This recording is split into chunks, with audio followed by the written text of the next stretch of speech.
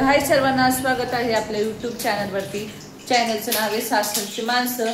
तर कसे आहात सर्वजण? मस्त आहात ना? मी पण मस्त आहे. तर आता यांची 2-3 दिवस झाले नाईट ड्युटी चालू आहे, तर ते गेले नाईट ड्युटीला. तर इकडं आमचं चाललंय जेवायची तयारी. मला काही भूकच नव्हती, तर त्याच्यामुळं म्हटलं आता जेवण घ्यावं. ते गेले जेवण वगैरे करून. आता मला शेंगदाणा चटणी करायची, मला आवडती. मम्मी जशी बनवायची तशी शेंगदाणा चटणी बनवायची. तर आता बनवते. 2 मिनिटासाठी गॅस बंद करते. आपण थोड्याशा गप्पा मारूया. एकदम महत्त्वाच्या विषयावरती हे. त्याच्यामुळं कालचा जो व्हिडिओ काढला होता मी, ते वरती ठेवून दिले. काय करू नकोस.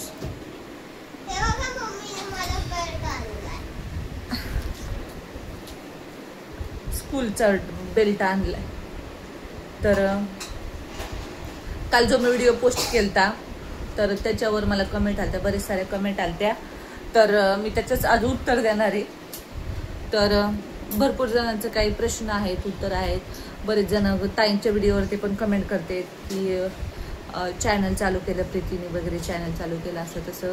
भरपूर साऱ्या व्हिडिओ पोस्ट म्हणजे कमेंट येतात ते.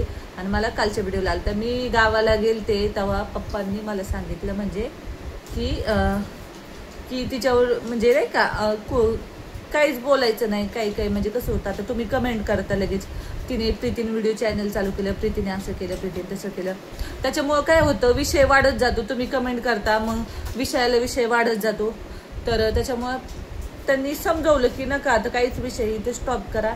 ती पण तिच्या आयुष्यात पुढे निघून गेलेली. आता म्हणजे एक प्रकारे आता नातच नाही राहिले, एक प्रकारे काहीच नाही नातं राहिले.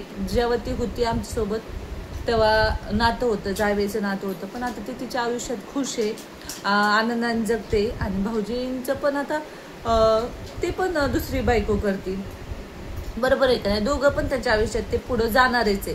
की असं नाही की कुणी ती भाऊजींसाठी थांबणार आहे की भाऊजी प्रीतीसाठी थांबणार आहे, अजिबात नाही. ती त्यांच्या आयुष्यात पुढं जाणारच आहे.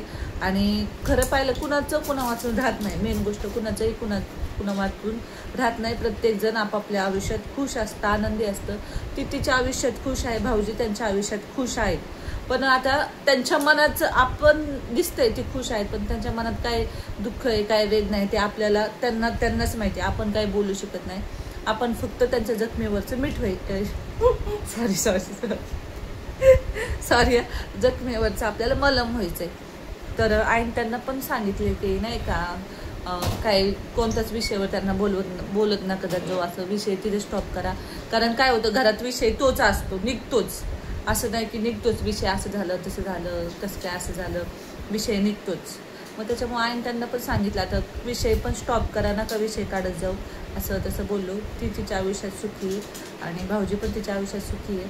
आणि ती व्हिडिओ चालू केलं, ती तिची पर्सनल लाईफ दाखवते. ती नाही ती कुणाविषयी काय बोलते, ना आमच्याविषयी काय बोलते, ना भाऊजींविषयी काय बोलते. ती तिची पर्सनल लाईफ शेअर करते. तिचं आयुष्य आहे, ती तिच्या पद्धतीने ती दाखवण्याचा प्रयत्न करते.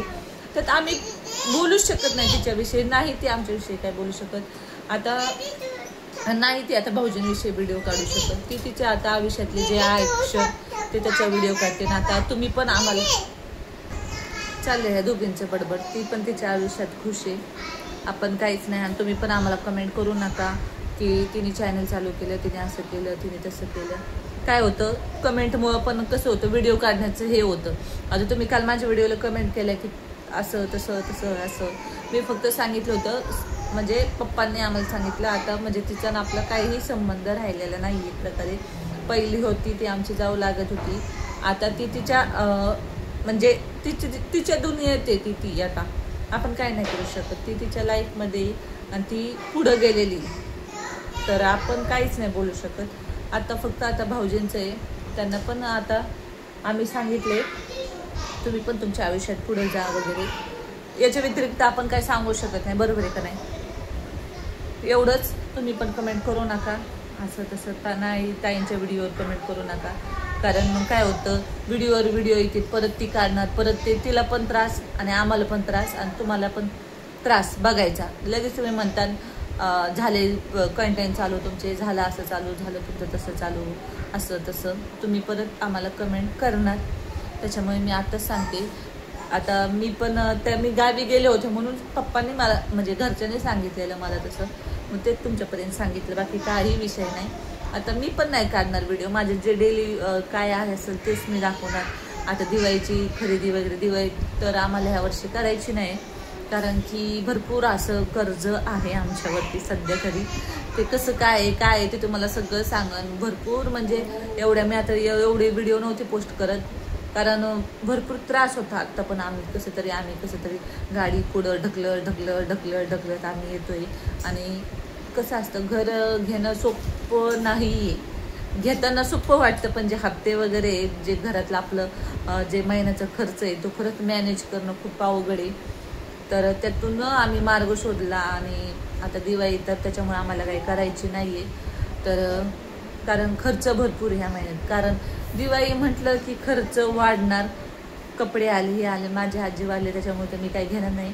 तशी पण मला एक साडी आलेली कामोठ्यामधून, मोरिया कलेक्शन म्हणून, माहिती असेल त्यांनी मला साडी पाठवली, ताईंना पण पाठवली आणि मला पण पाठवली. आणि माझ्याकडे अजून एक मी उन्हाळ्याची सुट्टीत गेलते तेव्हा तक्षशिला साडी आहे, ती पण आहे माझ्याकडे, तक्षशिला साडी. तर त्याचं ब्लाऊज शिवण, म्हणून मी काही कपडे घेणार नाही. हे पण बोलले मला पण नको आहे कपडे, फक्त पोरींचे कपडे घ्यायचे पोरींना, ते पण लय महागाचे नाही घेणार, त्यांच्या बजेटनुसार घेणार. कारण भारीतल्या दुकानात गेले ना इकडं 1000, 1500 तर नाही, 1500च्या पुढेच कपडे. दोघींची पण, लहान मुलांची पण तशीच आहे. एक वेळेस आपल्या साड्या स्वस्त भेटतील, पण लहान पोरांचे कपडे लय महाग आहेत. तर त्याच्यामुळे त्यांना पण असे स्वस्त वापरायचे, डेली वापरायचे कपडे आणि चप्पल वगैरे काय. आता मला तर ह्या वर्षी काहीच नाही घ्यायचं, ह्या नाही, हे पण बोलले मी पण नाही घेणार. आणि लहान मुलांना घेणं म्हणजे त्यांचा सण असतो एक प्रकारे, नाही का, दिवाळीला काय घ्यायचं वगैरे. आपलं काही लक्ष्मीपूजन वगैरे करायचं. आता बघूया, आई बोलतायत कर्जतला या वगैरे, तर बघ ठरते अजून काय चाललंय.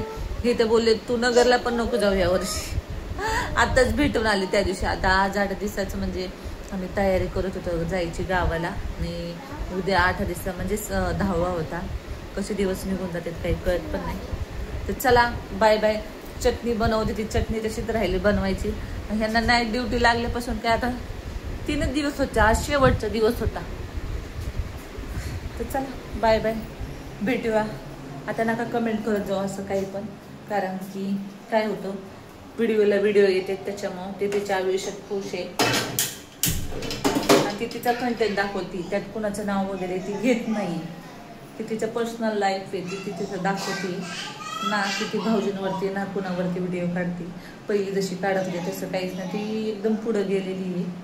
तर आता भाऊजींची पण वेळ आहे की त्यांनी पण ह्याच्यातून पटकन हे व्हावं, म्हणजे याच्यातून जावा तिच्यासारखंच, एवढीच इच्छा आहे. तर चला बाय बाय, आवडते, भेटूया उद्याच्या व्हिडिओमध्ये.